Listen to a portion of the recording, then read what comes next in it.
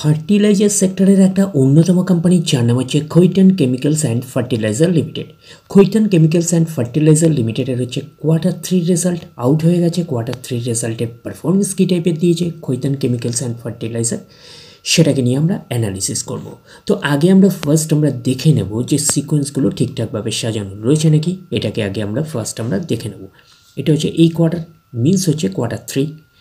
এটা হচ্ছে previous quarter, আর এটা হচ্ছে 1 বছর আগে। তাহলে সিকোয়েন্সগুলো ঠিকঠাকভাবে সাজানো রয়েছে, আমরা এইটুকুনি বলতেই পারি। এইবারে আমরা দেখে নেব যে অ্যামাউন্টগুলো কিসে দিয়েছে। তো অ্যামাউন্টগুলো কিন্তু ল্যাক্সে দিয়েছে অ্যামাউন্টগুলো। এইবারে আমরা চলে যাব কোম্পানিটার হচ্ছে টোটাল ইনকামে। তো টোটাল ইনকামে যাওয়ার আগে আমরা কি করব, একটু লার্জ করে নিয়ে অ্যাডজাস্ট করে নেব, তাহলে আপনাদের কাছে ব্যাপারটা আরও ভিজিবল হবে। তো এইবারে আমরা চলে যাচ্ছি কোম্পানিটার হচ্ছে টোটাল ইনকামে। তো চলে আসলাম টোটাল ইনকামে।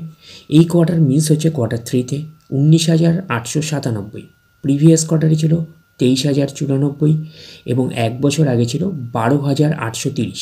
তাহলে 1 বছর আগের 12,830টা এখন কত হয়ে গেছে 19,897। তাহলে আমরা বলবো ইয়ার অন ইয়ার বেসিস কিন্তু জাম্প রয়েছে total ইনকামে।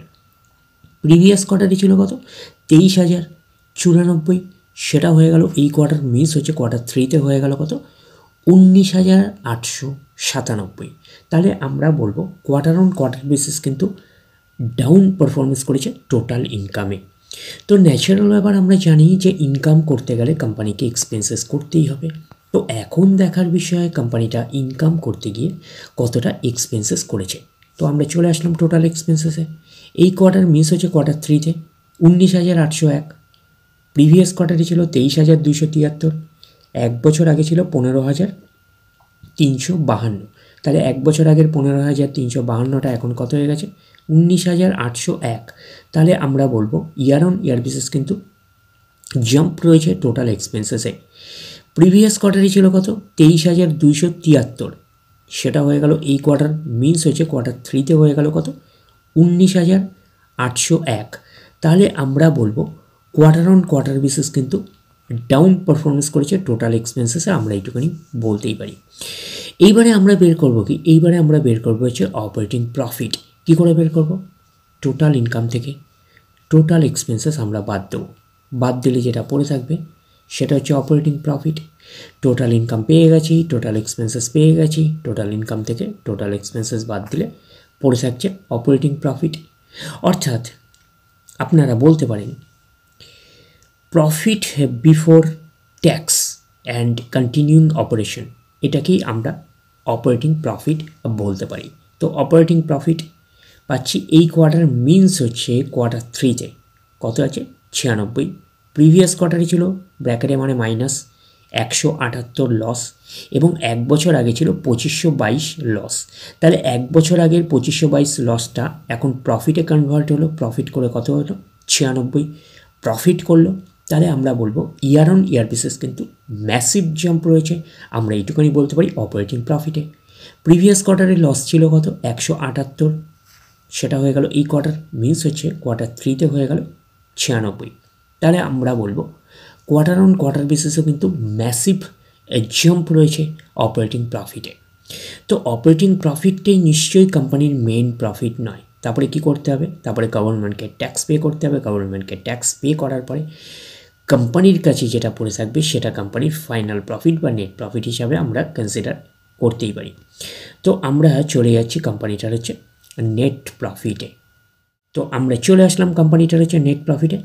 Profit for the period or year, এটাকেই আমরা নেট প্রফিট বলতে পারি, এটাকেই আমরা ফাইনাল প্রফিট বলতে পারি।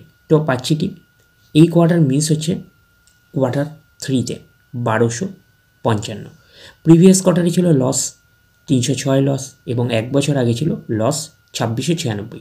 তাহলে 1 বছর আগে 2696 লসটা এখন কি করলো প্রফিট করলো 1255 প্রফিট করলো। তাহলে আমরা বলবো ইয়ার অন ইয়ার বেসিস কিন্তু ম্যাসিভ জাম্প রয়েছে নেট প্রফিটে। প্রিভিয়াস কোয়ার্টারে 306 লস ছিল, সেটা এখন প্রফিট করলো।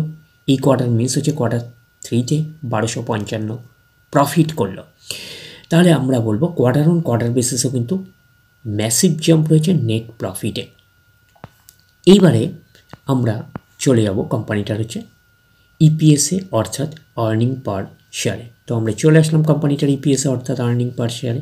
এই কোয়ার্টার মিনস হচ্ছে Q3-তে 1.29, প্রিভিয়াস কোয়ার্টারে ছিল ব্র্যাকেট মানে মাইনাসে 0.32 এবং এক বছর আগে ছিল লস মাইনাসে 2.78। তাহলে এক বছর আগে লস 2.78টা এখন কত হয়ে গেল, প্রফিট হলো 1.29। তাহলে আমরা বলবো ইয়ার অন ইয়ার বেসিস কিন্তু জাম্প রয়েছে, আমরা কিন্তু এইটুখানি বলতে পারি ইপিএসে অর্থাৎ আর্নিং পার শেয়ারে। প্রিভিয়াস কোয়ার্টারে লস ছিল কত, 0.32, সেটা হয়ে গেল এই কোয়ার্টার মিনস হচ্ছে Q3-তে হয়ে গেল কত, 1.29। তাহলে আমরা বলবো কোয়ার্টার অন কোয়ার্টার বেসিসও কিন্তু ম্যাসিভ জাম্প রয়েছে ইপিএসে অর্থাৎ আর্নিং পার শেয়ারে। তো ন্যাচারাল ব্যাপার, আমরা জানি যে নেট প্রফিটের রিফ্লেকশনটা ইপিএসে পাই, তো নেট প্রফিটের রিফ্লেকশনটা আমরা ইপিএসে পেয়েছি। তো ওভারঅল কনক্লুশন হিসাবে আমরা কি বলতে পারি, তো ওভারঅল কনক্লুশন হিসাবে আমরা নেট প্রফিটের ক্ষেত্রে আমরা কি পেয়েছি, আমরা নেট প্রফিটের ক্ষেত্রে পেয়েছি year on year basis massive jump রয়েছে এবং কোয়ার্টার অন কোয়ার্টার বেসিসও কিন্তু ম্যাসিভ জাম্প রয়েছে। নেট প্রফিটে আমরা বলতে পারি অর্থাৎ কোম্পানিটা কিন্তু লসে রান করছিল, তো লস থেকে কিন্তু এখন কিন্তু কোম্পানিটা প্রফিটে রান করছে, আমরা এইটুখানি বলতেই পারি। তাহলে ওভারঅল কনক্লুশন হিসাবে আমরা বলতে পারি যে খৈতান কেমিক্যালস অ্যান্ড ফার্টিলাইজার লিমিটেডের হচ্ছে Q3 রেজাল্ট আমরা এইটুখানি বলতে পারি একটা আউটস্ট্যান্ডিং টাইপের একটা পারফরমেন্স করেছে, আমরা কিন্তু এইটুখানি বলতেই পারি, যেহেতু কোম্পানিটা আগে লসে রান করছিল তো এখন প্রফিটে রান করছে। তাহলে ওভারঅল ভিউটা আপনাদের কাছে ক্লিয়ার। তাহলে এই অবধি, নেক্সট ভিডিওতে আবার আপনাদের সাথে আমার দেখা হচ্ছে। ধন্যবাদ।